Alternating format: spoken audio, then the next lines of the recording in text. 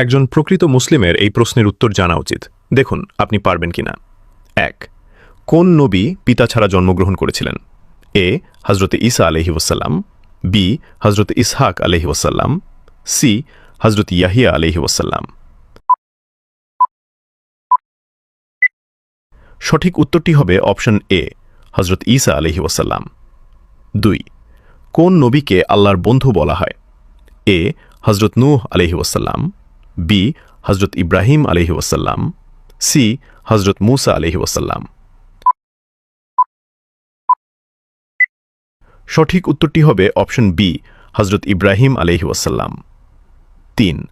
কোন নবীর পায়ের আঘাতে জমজম কূপ সৃষ্টি হয়? এ. হযরত ইব্রাহিম আলাইহি ওয়াসাল্লাম, বি. হযরত ইসমাইল আলাইহি ওয়াসাল্লাম, সি. হযরত ঈসা আলাইহি ওয়াসাল্লাম। উত্তরটি জানার আগে চ্যানেলকে ফলো করে দ্বীনি কাজের অংশীদার হয়ে যান। সঠিক উত্তরটি হবে অপশন বি, হযরত ইসমাইল আলাইহি ওয়াসাল্লাম। ৪. দুধের চেয়েও সাদা, বরফের চেয়েও ঠান্ডা, মধুর চেয়েও মিষ্টি ও মিস্কের চেয়েও বেশি সুঘ্রাণযুক্ত এটি কি? এ.